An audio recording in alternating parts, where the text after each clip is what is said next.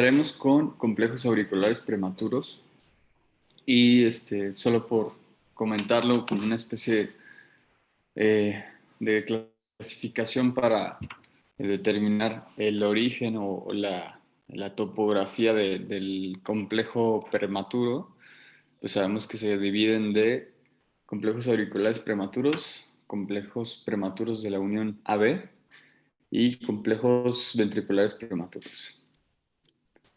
Su definición. Aquí comentan que son contracciones de las aurículas que son desencadenadas por el miocardio auricular, pero no se han originado en el nódulo sinoauricular. ¿De acuerdo? Sinónimos, comentamos complejos auriculares prematuros, complejos supraventriculares prematuros, latido supraventricular prematuro, latido auricular prematuro. Entonces, así en la bibliografía se los pueden encontrar, los pueden buscar. Datos importantes de epidemiología y factores de riesgo.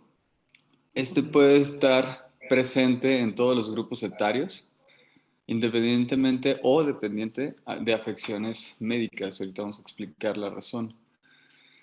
En este caso de los complejos auriculares prematuros, creo que me estoy escuchando en el audio del doctor Montiel. Gracias. Es más frecuente conforme aumenta la edad.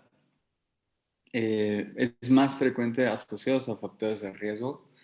En especial los casos que hay estudios que han demostrado que en presencia de dislipidemia antecedente de enfermedad cardiovascular, ProNP de elevado o el antecedente de más de 2 horas de ejercicio diario son, son datos importantes o factores de riesgo asociados a la presencia de complejos auriculares prematuros. Hay también asociación con variaciones de los complejos auriculares prematuros dependientes al ciclo circadiano.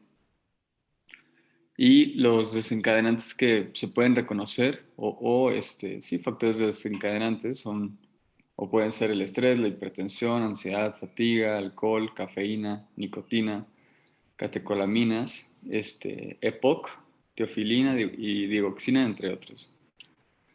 Hay algunos estudios que dicen que la probabilidad de que podamos encontrar de manera, digamos, fortuita en un trazo electrocardiográfico rutinario puede ser del 0.6 al 2.7 en la población general. Esto obviamente va a aumentar dependiendo la edad, ¿no? O en adultos mayores. Si hiciéramos el estudio Holter de 24 o 48 horas, podremos tener inclusive la probabilidad de encontrar en un 50% de los casos un complejo auricular prematuro. Ahorita vamos a llegar a esta conclusión. Este estudio se me hizo interesante agregarlo porque básicamente corrobora el hecho de que conforme a este grupo de personas que estudiaron, le encontraron más complejos auriculares prematuros en un estudio por hora y en 24 horas, en donde aquí como punto de corte están definiendo más de 70 complejos auriculares prematuros. Perdón, en relación a la edad, ¿no? En una hora en un paciente de 70 años tenemos, o encontraron alrededor de 2.6 complejos auriculares prematuros y en 24 horas el 46% de los mayores de 70 años presentaron más de 70 complejos auriculares prematuros por día. Entonces aquí la edad se dice que es uno de los factores más importantes. En este estudio también estaban comentando la asociación y la ausencia también de determinados factores de riesgo. Aquí están comentando también la edad, la altura, el colesterol, HDL, el ProBNP y la actividad física. Y las conclusiones del estudio básicamente comentan que la ausencia de factores de riesgo no excluye la presencia de complejos auriculares prematuros, y la presencia de ellos aumenta la probabilidad de presentarlos. Entonces, en ambos contextos tenemos la probabilidad de tener complejos auriculares prematuros. También en este estudio de la SC comentan la asociación del ciclo circadiano o la presencia de complejos auriculares prematuros determinados en el día, ¿no? O provocados durante el día. Y aquí vemos un pico de entre las 2 y la 1 y las 2 de la tarde, aproximadamente, o 1 y 3 de la tarde, y asociado a una respuesta pues adrenérgica. Lo curioso aquí es que a pesar de que alrededor en la noche podemos tener inclusive un poquito más de presencia de complejos auriculares prematuros, quizás esta respuesta que inclusive por la tarde, ¿no? Es un dato importante asociado en los estudios Holter en la presencia de complejos auriculares prematuros. Este estudio comenta básicamente nada más la frecuencia y la asociación para el pronóstico en los pacientes con complejos auriculares prematuros, ya que la bibliografía, aunque los toma como un trazo electrocardiográfico que suele ser benigno, sí se ha demostrado la asociación con la presencia de fibrilación auricular, isquemia, RC, y el aumento de la mortalidad en un estudio que se hizo el 2018 en un metaanálisis. En relación a la conclusión de la epidemiología de esta parte de los complejos auriculares prematuros, hay que comentar que el mayor uso de dispositivos de monitoreo continuo aumentará la prevalencia de complejos auriculares prematuros o arritmias asintomáticas, ¿no? Ya vimos que en ausencia inclusive de padecimientos que puede estar presente en todos los grupos etarios por determinadas condiciones o sin tener condiciones, eh, claro, confirmando el hecho de que a mayor edad, mayor probabilidad de presentarlo, ¿no? Pero si se estuviera monitorizando a la población de manera continua o con estudios de monitoreo continuo, podríamos encontrar aún más o sumarle a la prevalencia de esta condición. Como presentación clínica, la mayoría son asintomáticos. Eh, Algunos pacientes se refieren palpitaciones, falta de latido cardíaco, dolor precordial, pero no es un dolor precordial importante.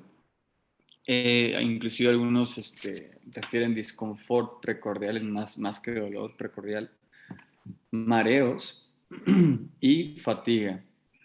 En algunos casos sucede las ondas a cañón, en donde, pues bueno, en la sístole, cuando está en el ventrículo en sístole y viene la contracción auricular por la transmisión del impulso a nivel auricular o el complejo auricular prematuro, eh, y ambos se encuentran en sístole, entonces se va a encontrar la tricúspide cerrada, por ende va a haber una distribución del flujo retrógrado hacia la vena cava superior y por ende vamos a poder ver a través de la vena yugular estas ondas A en cañón. En el electrocardiograma vamos a describir los datos o las características más importantes del complejo auricular prematuro, las cuales las vamos a ir a identificar a una onda P', el intervalo PP y el QRS. ¿De acuerdo? Este dibujo o ilustración se me hizo muy importante porque en la parte superior vamos a ver la ritmicidad del sistema de conducción a partir del nodo sinusal y cómo a través del tiempo, pues bueno, va obviamente distribuyéndose a través el paso, la pausa auriculoventricular y la transmisión del impulso hacia el ventrículo, ¿no? En el caso de, perdón, en el caso de complejos auriculares prematuros, aquí vamos a encontrar, voy a poner apuntador. Si se alcanza a ver, ¿vale? En el caso, aquí podemos determinar o entender por qué puede existir un complejo auricular prematuro y además cómo puede llevarse a cabo su transmisión, porque no solo tienen una sola vía. El complejo auricular tiene o viene de un ritmo sinusal y por definición ya comentamos que es una actividad eléctrica antes de la esperada, ¿no? En conclusión. Entonces tenemos aquí el foco ectópico, ya dijimos que es un foco ectópico, que de manera inicial puede estimular, obviamente, la actividad auricular y transmitirla hacia el nodo auriculoventricular para llevar a cabo llevar el impulso hacia el ventrículo y la contracción ventricular. De otra forma, también puede ser que, dependiendo de dónde se ubique también el foco ectópico, que eso va a ser importante también para el trazo electrocardiográfico, puede de manera retrógrada viajar ese estímulo y si se encuentra en periodo refractario el nodo sinusal, no lo va a poder estimular. Pero habrá casos en donde puede estar el nodo sinusal en una forma excitable y por ende despolarizarlo y bajar el estímulo por el nodo sinoauricular y en su trayecto normal como el sistema de conducción eh, se distribuye de manera normal, ¿no? Entonces, este esquema ahorita lo vamos a retomar sobre todo para la respuesta compensadora o no compensadora del complejo auricular prematuro, ¿de acuerdo? En las características, empezando con la onda P, siempre la primera regla es que vamos a encontrar una onda P' antes de la P sinusal esperada. Es decir, aquí la morfología va a ser lo que determinará que perdón, nosotros sospechemos que se trate de un foco ectópico. Aquí como característica eh, digamos, generalizada es que simplemente vamos a ver una onda P diferente, ¿ok? Vamos a tratar de visualizar las ondas P que están llevándose a cabo en el ritmo sinusal y de repente nos encontramos esta onda P. Y si la onda P es positiva, lo más probable es que esté cercano al nodo sinusal, ¿sí? Simplemente por topografía. Y de manera si por alguna razón el foco ectópico se encuentra cercano al nodo auriculoventricular, nos lo vamos a encontrar negativo y por eso la onda P' nos lo vamos a encontrar retrógrada.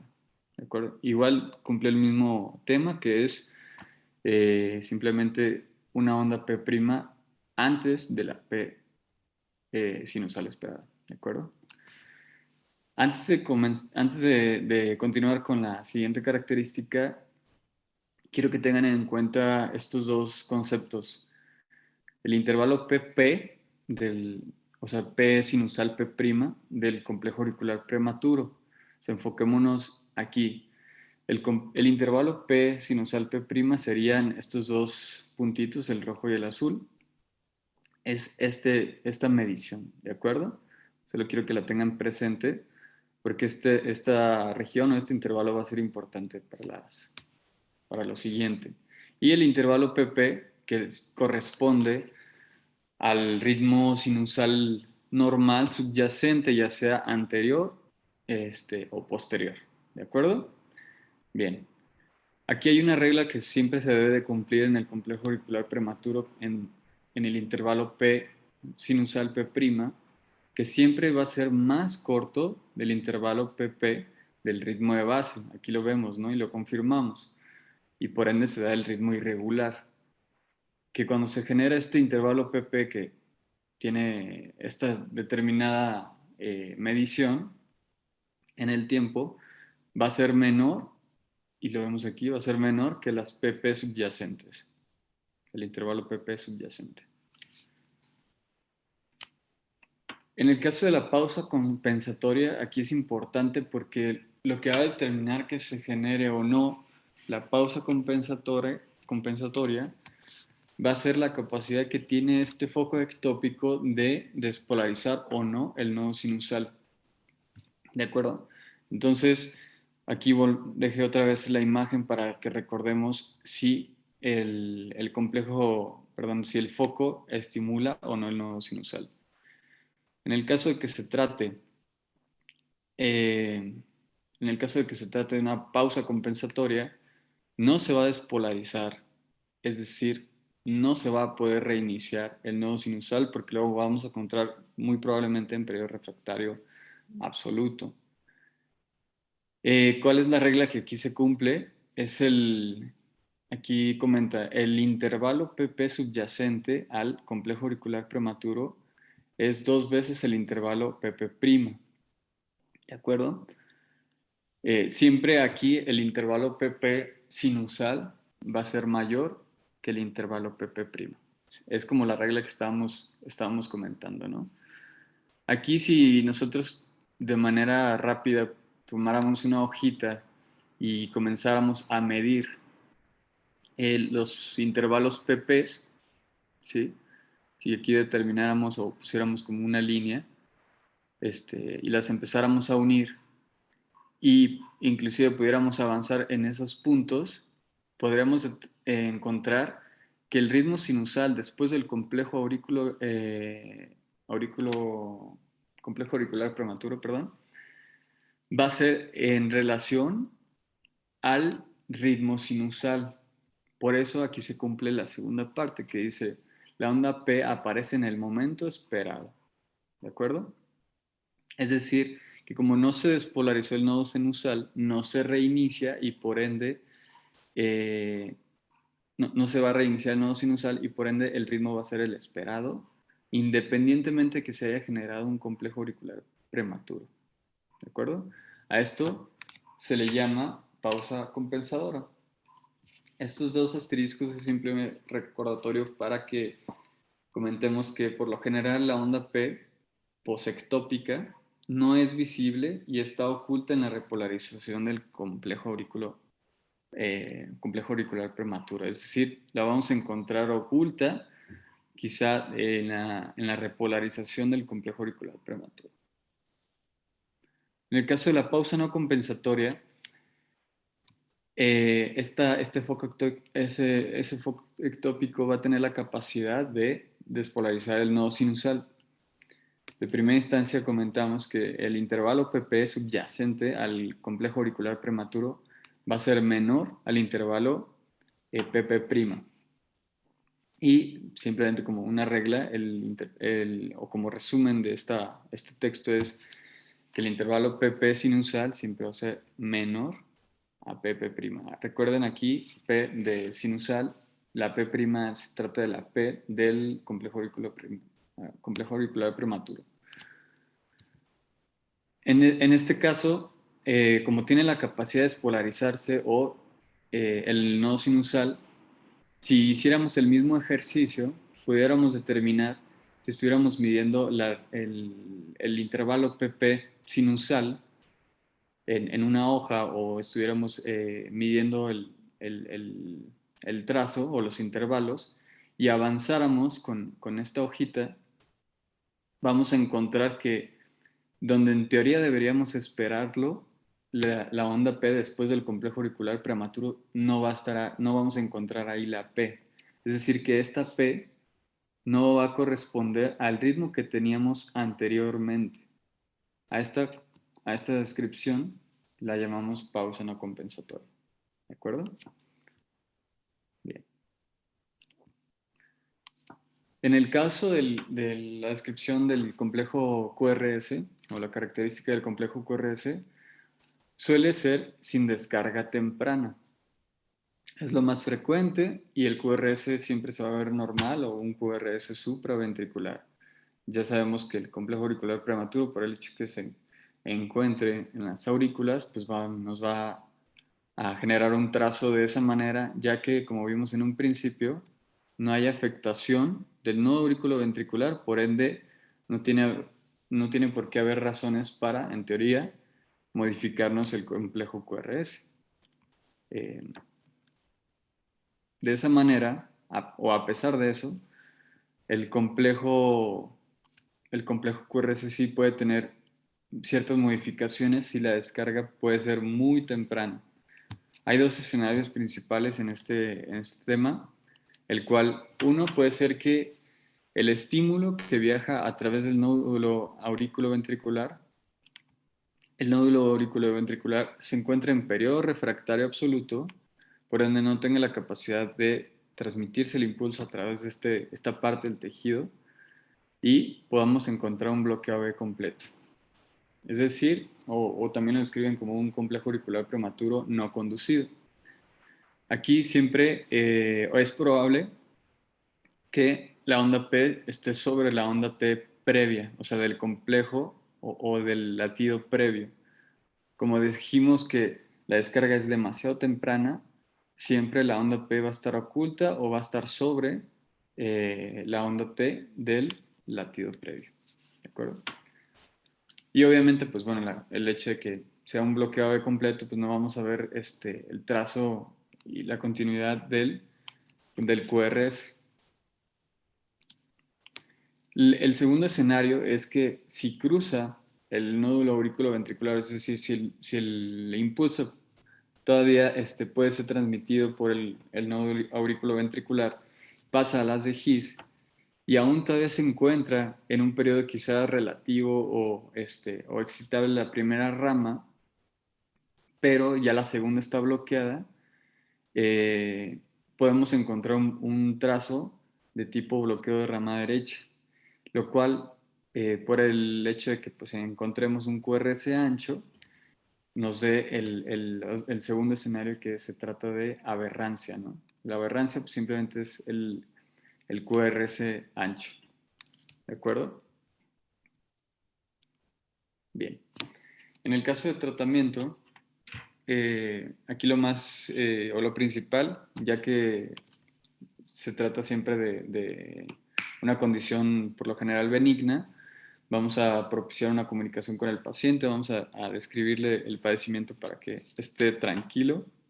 Por lo general no va a tener algún problema.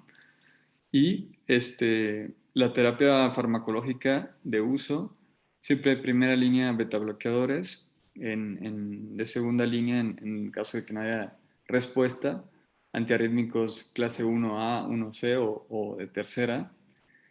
Y en aquellos pacientes que sean refractarios o que tengan alguna cardiopatía estructural, se plantea el estudio electrofisiológico o el mapeo para determinar el uso de ablación por catéter. ¿De acuerdo? ¿Alguna duda con complejos auriculares prematuros? Sí, doctor, una pregunta. ¿Cómo evaluamos el riesgo de complejos auriculares prematuros? ¿Cuándo ya tenemos el diagnóstico en un electro o en un Holter? ¿Cuándo consideramos que son muy frecuentes o que tenemos que intervenir? Perdón, creo que había investigado sobre el aumento de más de 70 complejos auriculares prematuros por día en un estudio de Holter. Ajá. Ese Eso es sería, uno. ese sería el dato de riesgo. Sí, actualmente cuando no hay cardiopatía estructural, o sea, cuando no hay daño orgánico que nada más son anatómicamente y estructuralmente es normal el corazón, habitualmente no tienen ninguna implicación pronóstica, no van a tener ningún mayor riesgo, eh, salvo que sean muy frecuentes. Si son muy frecuentes, hay varias formas de saberlo. Primero, si son más de 10 complejos auriculares prematuros en una hora, pues ya sabemos que ya desde ahí ya se consideran frecuentes. Dos, la carga rítmica. Es decir, en un monitoreo Holter de 24 horas, el número de extrasístoles en 24 horas va a determinar el riesgo y si tenemos que dar tratamiento o ir a hacer un tratamiento intervencionista. Eso es ablación con radiofrecuencia. Esto es cuando la carga rítmica en extrasístoles supraventriculares es mayor al 20%. Entonces, que por lo menos el 20% de los latidos totales en un Holter de 24 horas sean extrasístoles, se considera muy alto y una carga muy alta. Entonces, eso se le llama carga arrítmica. Entonces, repito, en contracciones auriculares prematuras, una carga rítmica mayor de 20% se considera muy frecuente y requiere tratamiento, ya sea idealmente con parablación. Eso es en cuanto a evaluarlos. ¿Por qué? Porque además, mientras mayor carga rítmica tienen, el riesgo con el paso del tiempo, pues se va a producir taquicardiomopatía, o sea, cardiopatía asociada a la arritmia, que no necesariamente es por una taquicardia, sino también el que sean muy frecuentes las extrasístoles, con el paso del tiempo van a generar dilatación, remodelado de las aurículas, de ventrículos, y esto va a conllevar otro tipo de arritmias, como es la fibrilación auricular. Por eso la importancia de evaluar el riesgo y el riesgo de taquicardiomopatía. Ahora, cuando están dilatadas las aurículas, cuando ya hay daño eh, estructural, cuando hay daño orgánico, por supuesto que en eso se tiene que tener más atención. Igual, de la misma manera, se tiene que evaluar el número de extrasístoles que hay en una hora o la carga arrítmica, que hoy en día es indispensable determinar esto para poder dar tratamiento.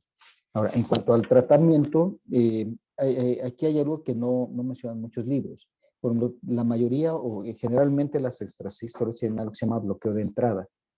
O sea, con antiarrítmicos clase 1C o con clase 3, podemos inhibir una gran cantidad de los latidos adelantados, de las extrasístoles.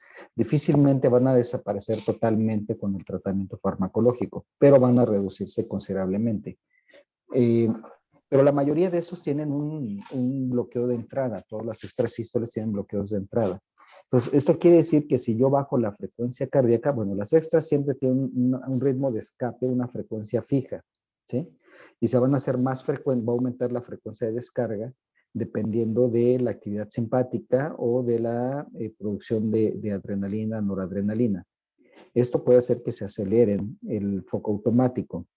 Sin embargo, el uso de beta bloqueadores, aunque lo marcan como primera opción, como de las primeras opciones, yo recomiendo más los antiarrítmicos clase 1C o los 3, porque al tener unos bloqueos de entrada, si le damos beta bloqueador, recordemos que eso depende mucho de la frecuencia cardíaca de base. Un paciente que tiene una frecuencia cardíaca, como son bloqueos de entrada, y tienen estas extras frecuencias fijas, si yo bajo la frecuencia sinusal con un beta bloqueador, voy a hacer más evidentes las extrasístoles. ¿Por qué? Porque mientras más alta va la frecuencia sinusal, las extrasístoles, cuando se despolariza ese foco automático, van a caer más en periodo refractario y no van a despolarizar el resto. Pero cuando bajamos la frecuencia cardíaca, vamos a dar oportunidad que ese foco automático esté entrando cada vez más en periodo excitable. Y entonces se van a hacer más frecuentes, sobre todo cuando el paciente está descansando, cuando está durmiendo, y así lo va a referir. Sí, en el día no me da mucho, no lo siento, pero en la noche, en cuanto estoy descansando y ya estoy listo para dormir, empiezo a sentir los brincos. ¿Por qué? Porque baja la frecuencia cardíaca. Entonces, al bajar la frecuencia cardíaca, se van a hacer más evidentes las extrasístoles, ¿sí? Porque van a aumentar en frecuencia, porque están en periodo, la mayoría del tiempo van a estar en periodo excitable por la frecuencia, por la disminución de la frecuencia cardíaca sinusal. Entonces hay que tener mucho cuidado con estos. Y cuando inician algún beta bloqueador para inhibir los focos automáticos, que difícilmente se van a inhibir, sí van a aumentar su aparición durante el reposo, sobre todo en la noche. Por la, Adelante, exacto, doctor. por la disminución de Sí, disminuye la frecuencia cardíaca, entonces aparecen más las extrasístoles. Entonces el paciente va a decir, no, pues ahora me dan más palpitaciones que antes con el beta bloqueador. Por eso es mejor los clase 1C o los clase 3. De preferencia iniciar con los 1C, como es la flecainida, que nos da una mayor tasa inhibe mejor los focos automáticos. Si no es bien tolerada, se puede pasar a la propafenona. Y si no se tolera adecuadamente o no se inhiben en forma adecuada las extrasístoles supraventriculares, entonces nos vamos con los clase 3. Okay. De acuerdo. Adelante, doctor. Gracias.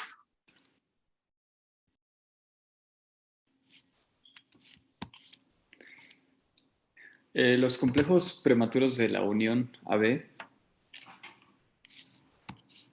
son latidos, es muy similar la definición, simplemente la topografía cambia, ¿no? En donde está generándose este foco ectópico y como su nombre lo dice, se generan en la unión AB.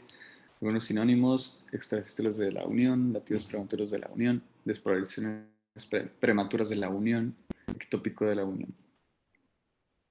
Aquí también vamos a describir las características principales en el electrocardiograma, que también se correlacionan con la onda P', los intervalos, el QRS y su pausa o no compensatoria.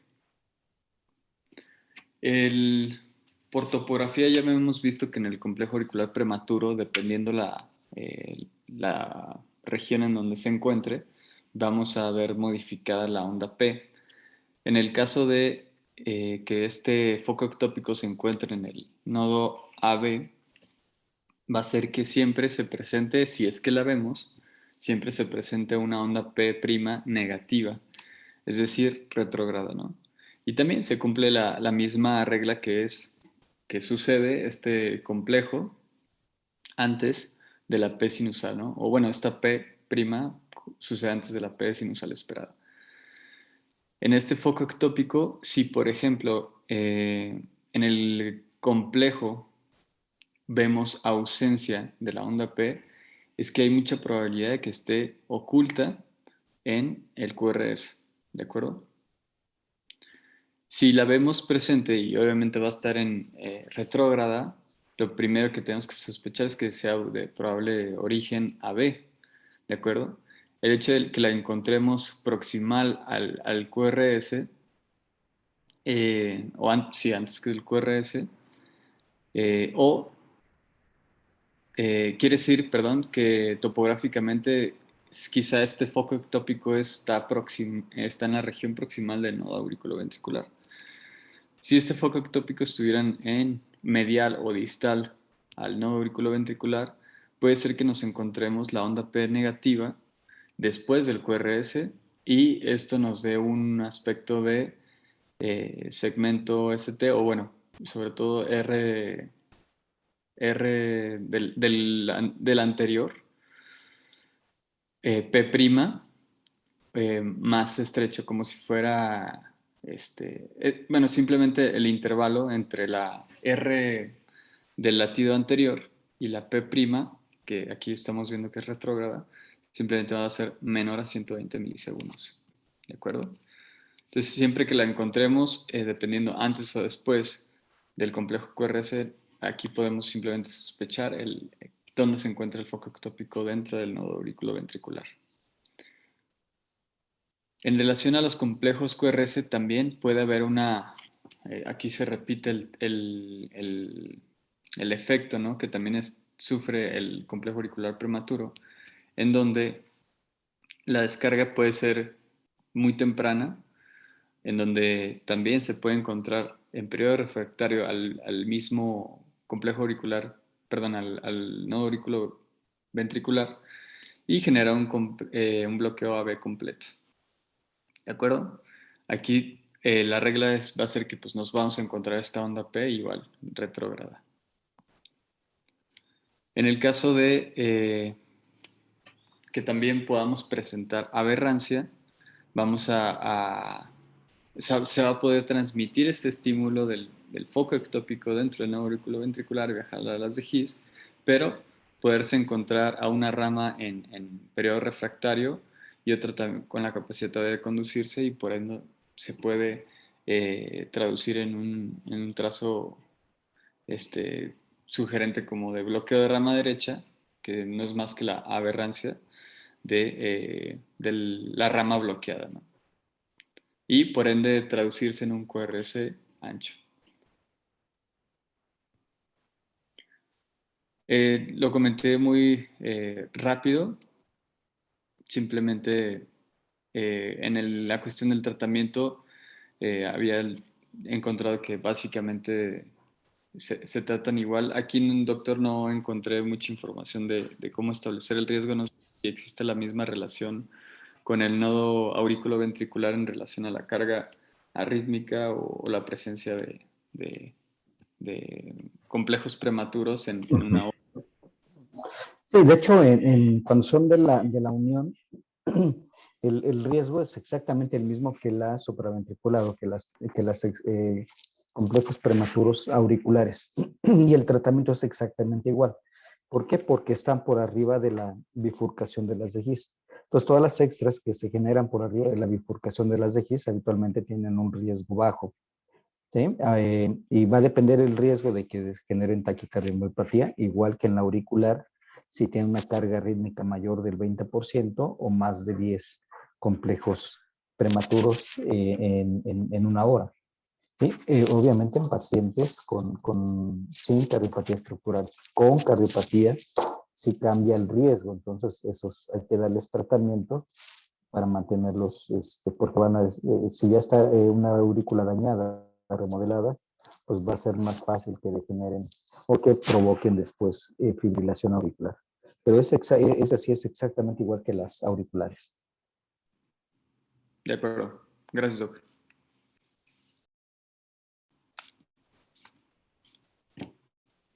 Y pasamos a los complejos ventriculares prematuros, en donde se comenta que los impulsos que provienen de los focos ectópicos, aquí como comentó, como punto de anatómico de corte es por debajo de haz de His por Kinge, nacidos en el miocardio ventricular o que desencadenan por ciertos mecanismos que vamos a comentar más adelante y que son prematuros en relación al ritmo de base. ¿Sí? Aquí otro esquema o relación en donde, como habíamos comentado, hay un ritmo sinusal esperado, perdón, el cual viaja de manera retrógrada. La diferencia aquí es que va a ser muy probable que encuentre este impulso al nodo aurículo ventricular en periodo refractario, por lo cual el estímulo casi nunca va a pasar al nodo, a la aurícula, ¿no? Por esta vía. Entonces, aquí vemos esta como disociación entre lo que sería el foco ectópico, que viaja de manera retrógrada hacia el nodo auriculoventricular, pero este no tiene la capacidad de transmitirse de manera retrógrada a través de la aurícula e inclusive sin la capacidad de estimular el nodo sinusal, lo cual va a traducirse en una característica electrocardiográfica muy especial, bueno, única del complejo ventricular prematuro, que ahorita vamos a ver. En relación a la epidemiología, es muy similar, puede estar presente en todos los grupos etarios, independiente o dependiente de afecciones médicas también. Hay algunos estudios en donde los jóvenes han demostrado una tasa de frecuencia similar al resto de la población.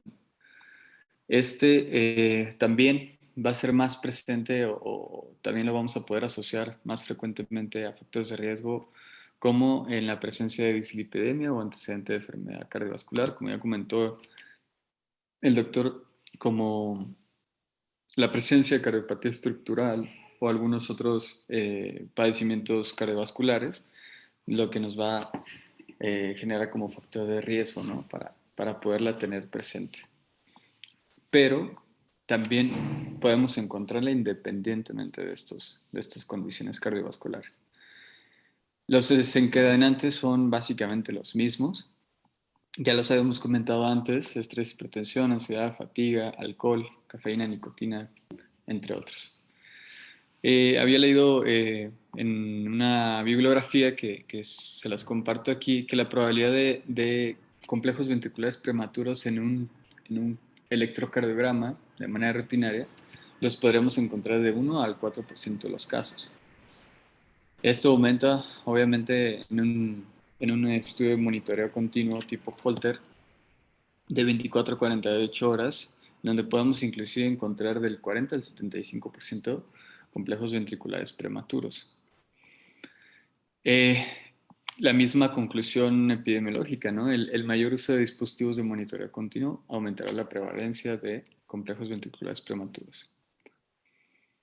Aquí también agregué esta tablita de un estudio que básicamente demuestra que la presencia de complejos ventriculares prematuros se asocia a una mayor incidencia de insuficiencia cardíaca. ¿De acuerdo? Bien, la presentación clínica es muy similar. En este caso, pues, los pacientes pueden referir palpitaciones, siente que el corazón se les acelera por determinado tiempo. A veces tienen síncope o síncope, mareo, entre otras cosas. Y obviamente la exploración física podemos encontrar como pulso irregular, que es característico del complejo ventricular prematuro. Y bueno, aquí las características electrocardiográficas son un poquito diferentes, ya que la prematurez, bueno, se va a dividir en básicamente tres características, que una se va a encargar de describir la prematurez del complejo ventricular prematuro y su riesgo. El segundo, que sería el intervalo de acoplamiento fijo, y el complejo QRS. Este trazo determinado por la prematurez simplemente son impulsos que provienen de focos ectópicos del miocardio ventricular, y estos desencadenan mecanismos de reentrada y son prematuros en relación simplemente al ritmo de base, ¿no? Ya lo habíamos comentado antes, simplemente se espera, bueno, estamos esperando en teoría el ritmo sinusal, y viene a desarrollarse un complejo de característica ventricular prematuro antes, ¿no?, del nodo sinusal o del ritmo sinusal. Aquí agregué este trazo que hace alusión al fenómeno R sobre T, el cual básicamente, si se fijan, aparece de igual manera, de manera temprana en el complejo, en la diástole, y esto puede ocurrir, estos pueden ocurrir en el vértice de la onda T o en su rama descendente. A este fenómeno se le ha llamado R sobre T, y constituye un signo de alarma muy importante, porque como la extrasístole cae en el periodo refractario vulnerable del ventrículo, pues tiene la capacidad de desencadenar una taquicardia o inclusive fibrilación ventricular. ¿De acuerdo? Bien. Otro dato característico es el intervalo de acoplamiento fijo. La característica es que desde el inicio del latido preextrasistólico, aquí lo determinamos, hasta el inicio de extrasístole. Es decir, que la medición del latido preextrasistólico hasta la extrasístole, aquí también me gustaría determinarlo, no sé si sea correcto, no tenemos obviamente aquí una P, pero podríamos determinar o tomar simplemente en cuenta el, el complejo o el latido previo hasta cuando se comienza a desarrollar la extrasístole. Ahorita lo vamos a ver con más detalle. Siempre va a ser fijo. El hecho de que podamos encontrar el intervalo de acoplamiento variable nos va a hacer sospechar una condición que se llama parasistolia ventricular, que tengo una imagen más adelante que compartirles, pero siempre como característica básica del complejo ventricular prematuro va a ser fijo y menor de 80 milisegundos. En el complejo QRS siempre va a ser ancho, ya que pues este impulso está siendo determinado a nivel ventricular, está siendo llevado a nivel ventricular y nos va a hacer alusión hacia dónde está generándose el foco ectópico dependiendo de la morfología del mismo. Eh, ya sea que en el mismo trazo estemos encontrando diferentes extrasístoles, pero casi con las mismas características, podemos sospechar que se trata de una monomórfica. En el caso de la polimórfica, pues simplemente nos hace alusión a que podemos inclusive tener diferentes focos ectópicos que nos estén estimulando este ventrículo y por ende, bueno, manifestándose de esa manera, ¿no? Otra regla importante en relación al QRS es que el segmento ST y la onda T siempre van a ser opuestos al QRS, es decir, si tenemos el QRS predominantemente positivo, vamos a tener el QRS y la onda T, por lo general, negativa. Así como podemos tener el complejo QRS predominantemente negativo, va a tener una onda T positiva. Bueno, ST y onda T positiva.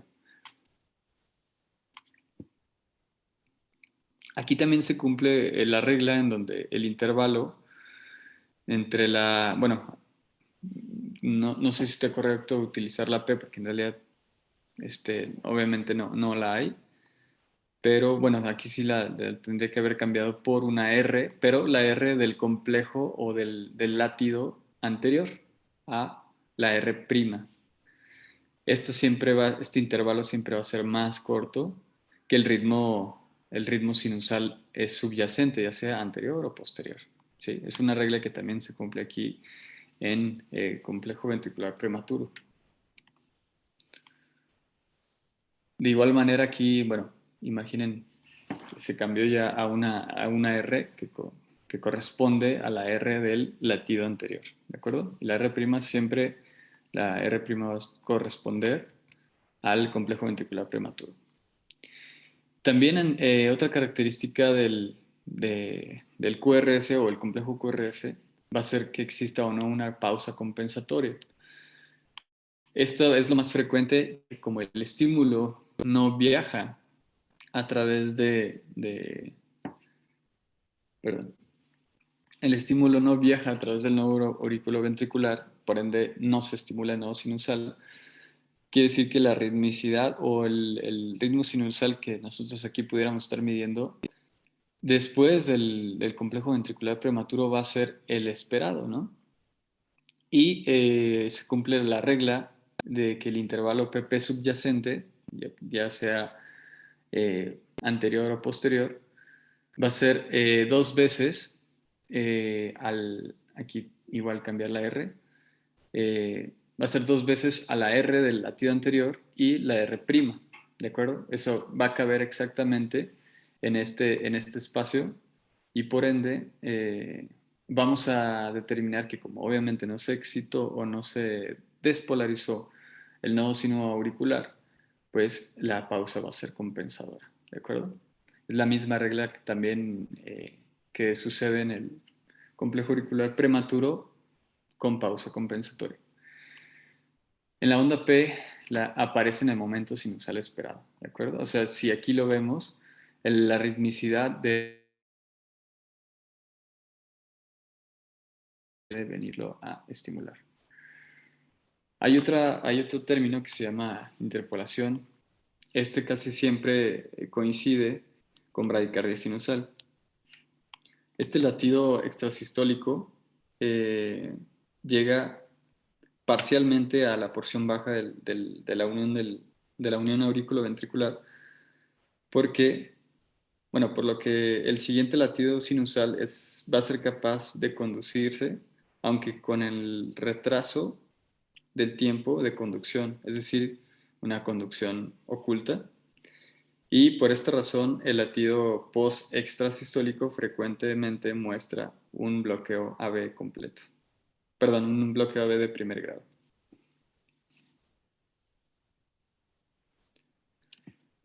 Hay una clasificación la cual se utiliza en el complejo ventricular prematuro de Long y Wolf, en donde 0 es la ausencia de extrasístoles, 1, extrasístoles aisladas menores de 30 por hora, extrasístoles frecuentes más de 30 por hora, extrasístoles polimórficas o multifocales, como ya vimos acá, sería el grado 3, extrasístoles repetidas pareadas, ahorita lo vamos a ver en otra clasificación, y las extrasístoles repetidas en salvas de 3 o más, o el fenómeno de R sobre T, que lo vimos en las características de prematurez, como puede ser este del trazo, como el de mayor riesgo, ¿de acuerdo? Ya comentamos el mayor riesgo por el hecho de que tiene la capacidad de convertirse esto en una taquiarritmia o, bueno, una fibrilación ventricular, ¿de acuerdo? Eh, Simplemente para familiarizarnos con los conceptos que también nos ayudan a clasificar los complejos ventriculares prematuros, es que el bigeminismo va a describirse en relación a que podemos tener un ritmo normal o venimos del ritmo sinusal y se desarrolla un complejo ventricular prematuro, luego un latido normal, un complejo ventricular prematuro, y así sucesivamente. Siempre va a ser una relación 1 a 1, ¿de acuerdo? En el trigeminismo, la diferencia es que tenemos el latido normal o ritmo sinusal y vienen un par de extrasístoles, ¿de acuerdo? Se repite un latido normal y un par. Esto sería como una relación de 1 a 2 en el trigeminismo. Dobletes o tripletes simplemente es la presencia de 2 extrasístoles consecutivas, tripletes 3 extrasístoles ventriculares consecutivas. Bueno, aquí no lo agregué, pero ya más de 3, la probabilidad, bueno, se define ya como taquicardia ventricular, ¿de acuerdo? En el abordaje o sea, a pesar de que ya podamos ver el trazo de que es, ok, sí sabemos que tiene extrasístoles ventriculares, pues quisiéramos determinar el origen. Esto no siempre es tan sencillo y en lo personal creo que es un poquito complejo saberlos identificar de manera eh, muy sensible y específica con el simple trazo electrocardiográfico. Lo que nos puede ayudar a sospechar de qué lado se haya originado o dónde está el foco ectópico va a ser quizá la presencia de la imagen de bloqueo de rama izquierda en B1, en la extrasístole, eh, lo cual nos va a sugerir que el foco ectópico está en el ventrículo derecho, o si tenemos un trazo o morfología de bloqueo de rama derecha, eh, puede hacernos sospechar que el foco está originándose en el ventrículo izquierdo. Pero para tener una mayor eh, pues fiabilidad de en realidad dónde se encuentra este foco tópico, si es uno, si son múltiples, etcétera, pues lo vuelve más complejo identificarlo en el electrocardiograma, pues recurrimos al mapeo electrofisiológico. No sé si aquí usted, doctor, nos quisiera comentar algo en relación a la identificación del origen, ¿no?, de los complejos ventriculares. Hay algoritmos que son diagramas de flujo para identificar la localización por electrocardiograma. Sí, nada más nos van a decir de qué lado se origina, si es del lado derecho o del lado izquierdo. Si tiene imagen de bloqueo de rama derecha, pues quiere decir que el vector de despolarización va del lado izquierdo al lado derecho, ¿sí? Porque lo último que se está despolarizando son cavidades derechas, entonces va del lado izquierdo al lado derecho. Al revés, si tenemos imagen de bloqueo de rama izquierda, quiere decir que ese vector de despolarización va del lado derecho al lado izquierdo. quiere decir que se origina en ventrículo derecho. Ahora, para identificar eléctricamente la probabilidad de encontrarla por electro es alta, pero tenemos que hacer uso de la vectografía. Eso es no solo rama derecha, rama izquierda, sino donde, de acuerdo al electrocardiograma y al eje exaxial, vamos a ver el eje eléctrico exactamente dónde está y si está dirigiendo de adelante hacia atrás o de atrás hacia adelante, de abajo hacia arriba, de arriba hacia abajo, exactamente cuáles son el vector de despolarización, y eso nos va a permitir tener una mayor precisión electrocardiográfica. Definitivamente el estudio electrofisiológico, en este caso hoy en día que se hacen reconstrucciones eléctricas tridimensionales, nos permite identificar con toda precisión dónde se está originando ese complejo ventricular prematuro. El estudio electrofisiológico, bueno, en este caso con un catéter que tiene múltiples electrodos que hace la reconstrucción tridimensional, nos permite ver exactamente dónde inicia la despolarización. Siempre va a ser en rojo donde inicia la despolarización. Y en azul, lo último en despolarizarse, de tal manera que en esa imagen que tú tienes aquí, vemos en rojo, es el ventrículo izquierdo y vemos que se está originando en la base, en la región posterior y basal del ventrículo izquierdo. Y de ahí se dirige la despolarización al resto, al resto del ventrículo o al resto del corazón. Entonces, hay dos sistemas para hacer la evaluación o la localización de los focos automáticos. Bueno, de cualquier arritmia, de hecho, que es a través del Carton, que es este sistema, y hay otro que es el Insight. El Insight da una mayor resolución anatómica, espacial, y también es reconstrucción tridimensional. Pero cualquiera de los dos, aquí tenemos en el hospital es el Carto y además es de última generación. Entonces la reconstrucción tridimensional que hace es espectacular y permite localizar esto perfectamente. Entonces les repito, en rojo es donde empieza la despolarización y en azul lo último que se despolariza. De acuerdo. Entonces de esa manera. Además eso aparece ahora, además ahora es muy fácil porque además te pone, aquí está la arritmia, queme usted aquí. Entonces es muy fácil, ¿no? Excelente. Gracias, doctor.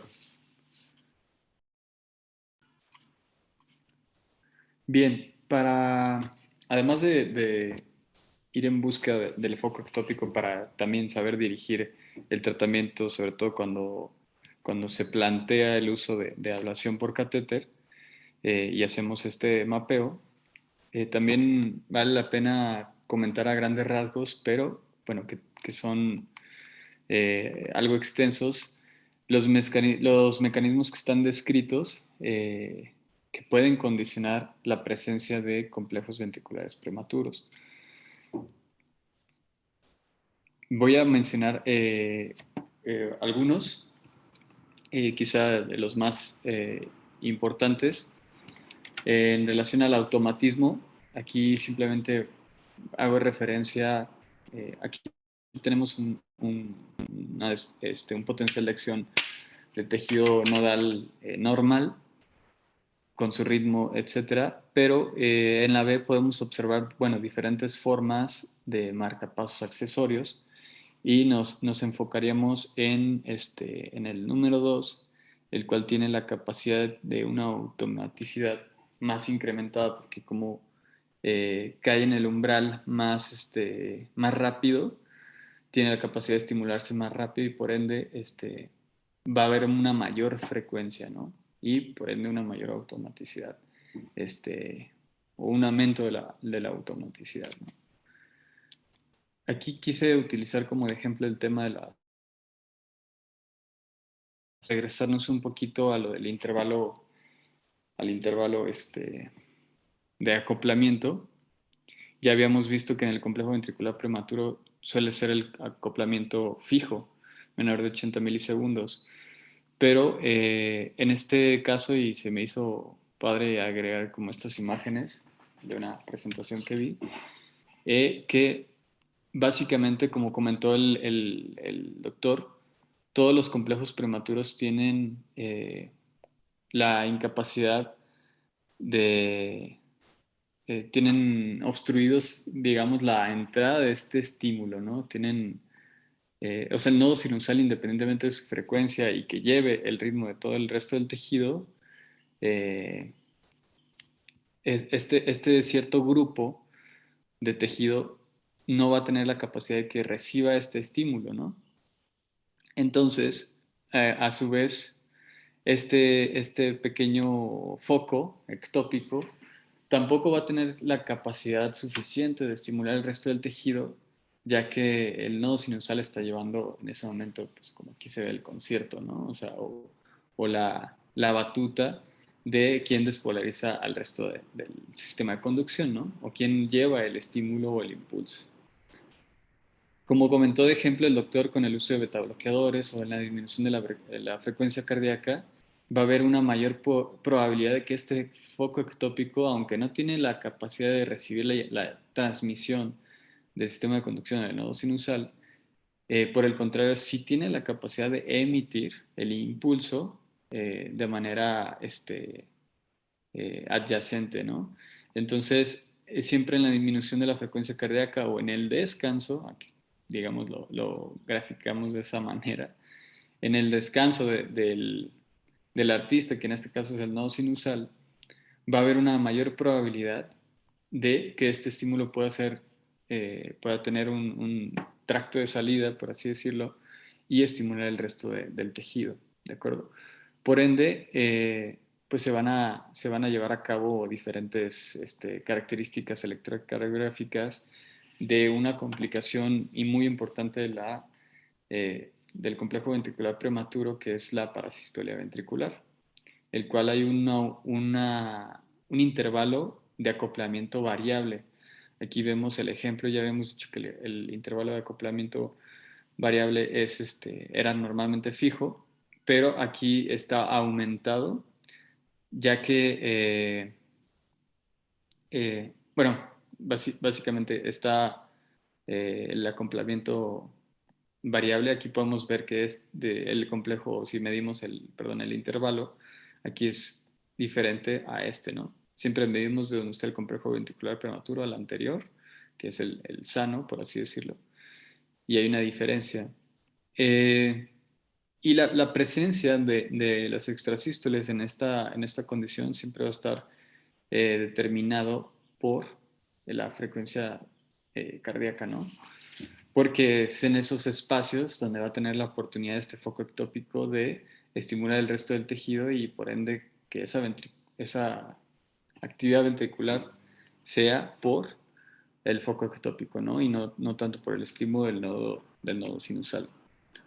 Otra característica es el intervalo parasistólico máximo, el cual siempre va a ser múltiplo del que midamos del complejo ventricular prematuro. Es decir, si en el trazo tenemos dos extrasístoles o tenemos como doblete y medimos el inicio de la extrasístole entre uno y otro, esta medición va a ser múltiplo en el resto, ¿no? Puede ser por 3, por 4, por 5, por 6, por 7, los que sean, pero siempre va a ser múltiplo. Y el latido de fusión simplemente hace alusión a que como este estímulo puede viajar de manera también retrógrada y estimular el nodo aurículo ventricular en ciertas, o bueno, viajar hacia al nodo aurículo ventricular, podemos inferir que el trazo o el complejo QRS está formado tanto por el estímulo del sistema de conducción normal como por el foco ectópico. ¿De acuerdo? Bien. En el caso de la actividad desencadenada, pues simplemente recordar los postpotenciales como mecanismos de generación importantes que se traducen en ciertas complicaciones. Aquí básicamente la actividad desencadenada es un impulso cardíaco ocasionado por un postpotencial, el cual puede o se divide en precoz o tardío. Esto depende de la fase del potencial de acción en el que nos encontremos. Por lo general, los postpotenciales precoces suceden en la fase 2 y la fase 3. La fase 2 en donde se encuentra el aumento de los canales bueno, hay aumento de los canales de calcio y en la fase 3 aumento de los canales de potasio. Y en la postpotenciales tardíos hay un aumento de los canales de calcio citosólico. De manera electrocardiográfica, o bueno, si lo traducimos al potencial de acción todavía, si este estímulo sucede, por ejemplo, aquí estamos viendo un postpotencial precoz en la fase 3, llega al umbral suficiente para desencadenarse una taquiarritmia, ¿no? Que esta puede, en el caso que fuera postpotencial precoz, esta puede generar como complicación una torsada de Points. ¿De acuerdo? En el caso de los postpotenciales tardíos, como aquí vemos en la fase 4, ya, por ejemplo, aquí vemos un trazo normal o un potencial de acción normal.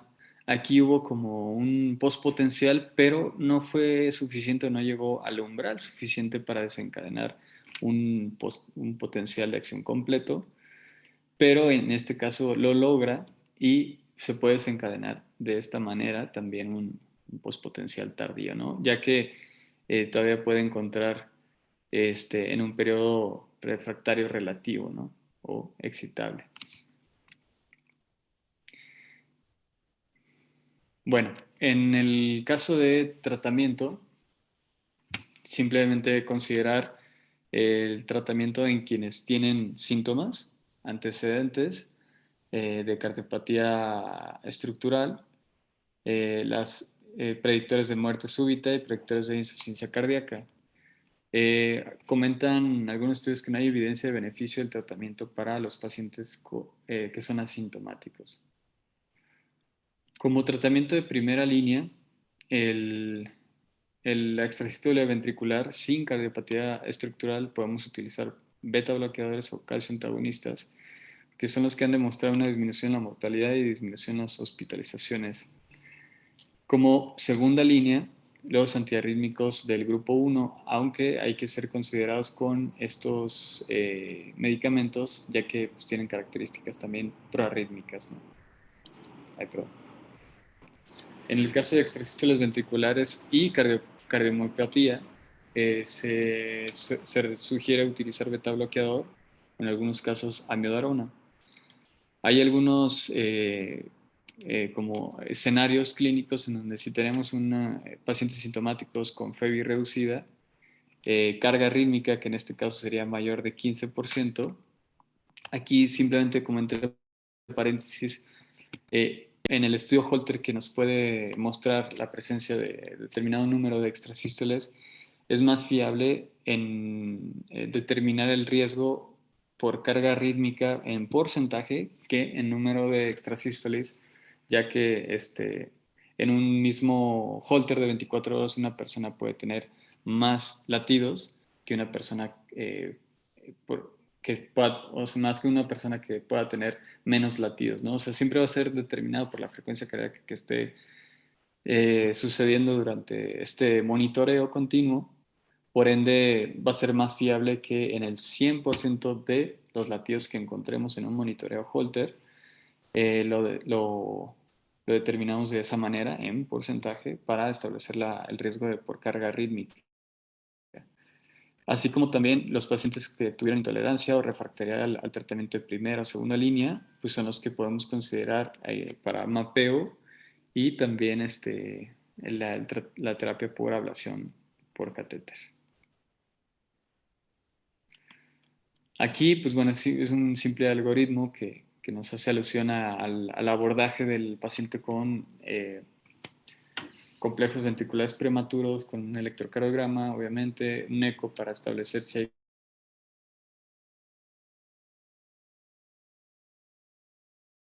Dependiendo si estos pacientes tienen hallazgos anormales en este estudio, hay que hacerles un abordaje más importante y, por ejemplo, aquí determinan eh, el número de complejos ventriculares prematuros en número, pero como comentaba, es más fiable utilizarlo por porcentaje, ¿no? Y Sería todo, doctor. Ok, muy bien. Muy bien, es muy importante entender bien los complejos auriculares y ventriculares prematuros. Ahora, ese es el término correcto. Complejos auriculares y ventriculares prematuros o despolarizaciones prematuras auriculares y ventriculares. Las que presentaste como interpoladas, esas son las verdaderas extrasístoles, ¿sí? Porque están exactamente a la mitad del ciclo. Ajá. Esta. Queda exactamente a la mitad del ciclo y por lo tanto esas son las verdaderas extrasístoles y pueden ser auriculares o ventriculares. Esas son las que sí se les debe decir como tal, las interpoladas. Las demás se les tiene que llamar o contracciones auriculares prematuras o ventriculares o despolarizaciones auriculares o ventriculares prematuras. Ese es el término correcto. Ahora, las pausas compensadoras. Habitualmente en la pausa compensadora en las auriculares, habitualmente es incompleta porque se resetea el nodo sinusal. Uh-huh. En las ventriculares habitualmente es completa porque no se resetea el nodo sinusal. Sin embargo, eso es lo habitual. Sin embargo, hay ocasiones que pueden ser, las supraventriculares pueden tener pausa compensadora completa, sí. Esto va a depender, y las ventriculares pueden tener pausa compensadora incompleta también. Esto porque va a depender de la conducción. No es lo mismo una despolarización, y además depende de dónde está el foco automático.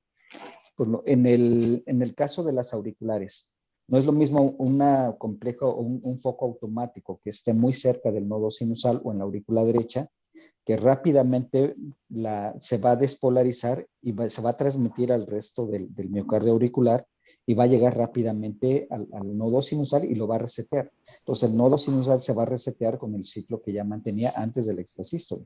Pero entonces esa pausa compensadora va a ser incompleta porque al resetearlo, pues ya no va a ser múltiplo, va a caer antes de ese múltiplo de la onda P.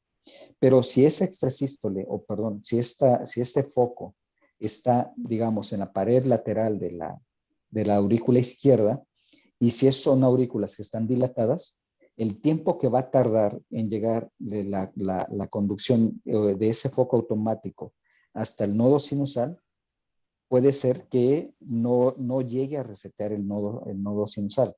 Y entonces se van a encontrar los dos frentes y por supuesto no se va a resetear el nodo sinusal y va a ser una pausa compensadora completa, ¿sí?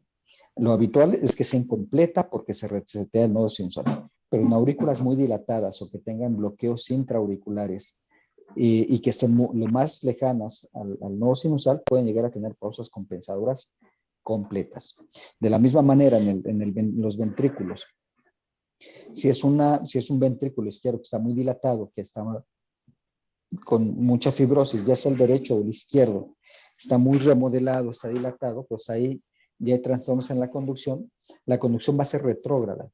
Y si tarda mucho, y ese habitualmente va a ser una pausa compensadora completa, porque va a estar muy lejos del nodo sinusal y no va a alcanzar a resetearlo. Pero si está muy cerca, digamos, a las de His, esa despolarización va a viajar rápido a través del nodo del GIS, del nodo AB, y en forma retrógrada a la aurícula, y entonces puede llegar a despolarizar el nodo sinusal, o sea, puede llegar a resetearlo, ¿sí? Si está adyacente ese foco automático cerca del GIS, pues va a viajar muy rápido y puede llegar a despolarizar la aurícula y la va a resetear. Entonces, podemos encontrar pausas compensadoras incompletas en los complejos ventriculares prematuros, dependiendo del sitio donde se origine. ¿Sí? Todo esto depende exactamente de dónde. Mientras más lejos, es más difícil que lo resete, entonces va a ser completa. Si está muy cerca del GIS, por ejemplo, en el septum y cerca del GIS, pues va a viajar y puede ser que viaje más rápido o llegar rápido al nodo sinusal y lo resetea. Entonces, esto en cuanto a las pausas compensadoras completas y incompletas, no es absoluta la incompleta en supraventriculares y tampoco es absoluta, la completa en las ventriculares. Ahora, en cuanto al riesgo por supuesto, mientras más frecuentes son los complejos auriculares y más los ventriculares, que siempre hay que tenerle más miedo a los ventriculares, si no hay cardiopatía estructural, el pronóstico es bueno y el riesgo es bajo. Ahora, aparte si ya tenemos un paciente que tenemos un Holter, tiene una carga rítmica alta, ya sea de los auriculares o ventriculares, ¿qué tenemos que hacer? Pues una prueba de esfuerzo. Una prueba de esfuerzo porque vamos a ver si dependen o no qué tanto dependen de la estimulación simpática y adrenérgica. Al hacer ejercicio, si disminuyen los complejos ventriculares, prematuros o auriculares, si desaparecen durante el ejercicio, eso nos da un buen pronóstico, porque quiere decir que no dependen de catecolaminas, ¿sí? No son catecolaminérgicas. Y eso es un buen pronóstico, porque además el paciente va a poder hacer ejercicio sin ningún problema. Entonces, la prueba de esfuerzo es de mucha importancia para evaluar el riesgo de muerte súbita o que progrese alguna taquicardia en el ventricular o fibrilación ventricular.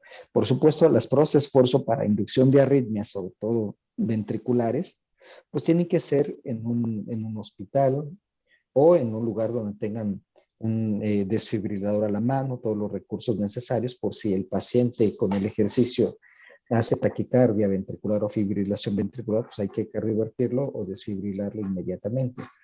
Por eso se prefiere que sea además hecho por expertos, porque además hasta el mismo cardiólogo clínico hacer una prueba de esfuerzo en este tipo de pacientes, pues sí le da miedo, sacatito al conejo. No es fácil, sí genera el riesgo de que en ese momento aparezca algún problema.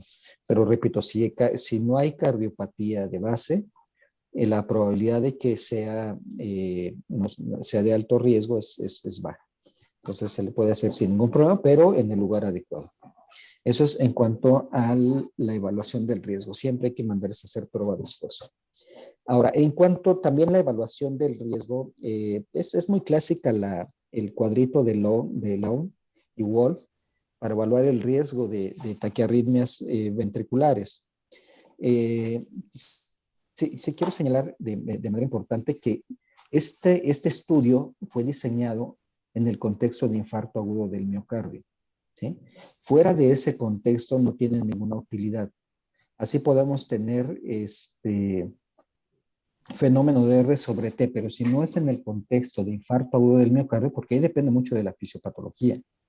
¿Sí? Entonces, fuera del contexto, de ese contexto, no tiene ninguna otra implicación si no es en el infarto agudo del miocardio. Entonces, no nos va a correlacionar con el riesgo de taquicardia ventricular o de fibrilación ventricular, porque el mecanismo es totalmente diferente. ¿Sí? Este está diseñado y el estudio fue hecho únicamente en infarto agudo del miocardio. Entonces, para eso tenemos que evaluarlo tenemos otras alternativas para evaluarlos bien, que es el número de extrasístoles por hora, la carga rítmica, la prueba de esfuerzo, si se inhiben o no se inhiben los complejos prematuros o no. ¿De acuerdo? Y si hay cardiopatía de fondo. Si ya hay cardiopatía de fondo, por supuesto, el riesgo es más alto, el riesgo de otro tipo de taquiarritmias es más alto. Entonces, esta pues, realmente no nos da para extrasístoles fuera del infarto, no es realmente de utilidad. ¿Sí?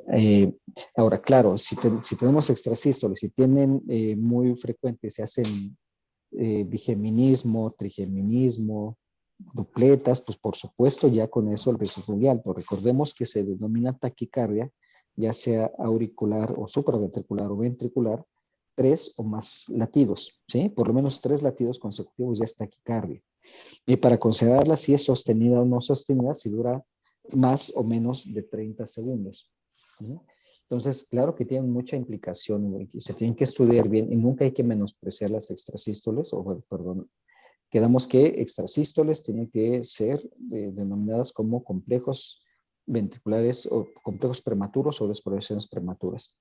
Entonces, ¿tenemos que evaluar estos? Claro que sí, tenemos que, de entrada, el Holter ver que no sea secundaria es otra cosa, que no haya desequilibrio hidroelectrolítico, que no haya ningún estado de acidosis, que no haya evaluar la función tiroidea y descartar cualquier otra cosa. Ahora, si es un paciente, si vemos que hay de complejos prematuros en un paciente que tiene QT largo, pues por supuesto en este caso el riesgo de taquiarritmia ventricular y muerte súbita es muy alto. Si tienen síndrome de Brugada y tienen complejos ventriculares prematuros, el riesgo de muerte súbita es muy alto. Entonces, además de ver el complejo prematuro, tenemos que medir en todos los pacientes, medir el QT, medir y calcular el QT corregido para evaluar el riesgo que hay. Y por supuesto la morfología del QRS en sinusal. Si no hay ninguna canalopatía, como el QT largo, QT corto o Brugada, entonces no hay ningún problema, pero siempre tenemos que evaluar esto, porque las canalopatías, si no hay antecedentes de taquicardia, si no hay antecedentes de muerte súbita abortada, el riesgo es bajo, pero si ya tienen complejos prematuros, cambia automáticamente el riesgo de muerte súbita. Entonces siempre hay que medir, hacer todas las mediciones electrocardiográficas necesarias. ¿De acuerdo? Y tratamiento, pues bueno, el tratamiento va a depender, va a estar enfocado en caso de las ventriculares a la enfermedad subyacente, si es que hay alguna cardiopatía. En estos pacientes, si no hay ninguna, si no hay cardiopatía, si no hay daño miocárdico, de inicio tiene que ser con inhibidores o antagonistas de los canales de sodio, los clase 1C, igual flecainida o propafenona, pero si ya tienen cardiopatía, ya están contraindicados los bloqueadores de canales de sodio. Tiene que usarse los clase 3 como samiodarona o sotalol para el tratamiento de los complejos prematuros, si es que son muy frecuentes y si cumplen con todos los criterios de alto riesgo y hay cardiopatía, ya de fondo, pues tiene que ser con amiodarona o dronedarone o sotalol. ¿De acuerdo? Pues creo que hay alguna otra duda con complejos prematuros. Entonces ya desde ahora en adelante ya no les van a decir extrasístoles. Bueno, confío en eso. ¿Alguna otra pregunta? ¿Alguna duda? Creo que no, doctor, claro. Muchas gracias. No, pues muy bien, felicidades, Doc. No es fácil hablar de extrasistolia o de complejos prematuros. Es complicado, sobre todo la evaluación, pero está muy, muy bien. Muchas felicidades, Doc. Gracias, Doc. Pues eso sería todo. Entonces, pues muchísimas gracias por su atención. Gracias, doc. Gracias por Gracias, todo su apoyo durante el desarrollo del curso de Carry. ¿Ya fue la última? Sí, ¿no? Hoy terminamos. Ah, ok. Muchas gracias, doc. No, que al contrario, muchas gracias a ustedes. Y pues estamos aquí para servir cualquier duda, cualquier cosa, tengan la confianza de acercarse aquí al servicio y de platicar, discutir casos, lo que requieran. Estamos totalmente a sus órdenes. Muchas gracias, Doc, por la invitación. No, gracias a usted, doc. Muchas gracias, Doc. Gracias, Hasta Doc. luego. Hasta luego, que estén muy bien. Gracias, doctor. Médicos, espérenme tantito. Les voy a dar lo de los cambios de las clases. Bueno, primero es lo del artículo que ya quedamos que hoy no lo vamos a revisar porque bueno, hay algún tema de unos trámites pendientes en la universidad, entonces vamos a ocupar ese tiempo para eso. Y lo vamos a revisar el día lunes, igual en el horario de la 1 de la tarde. ¿Cómo se llama?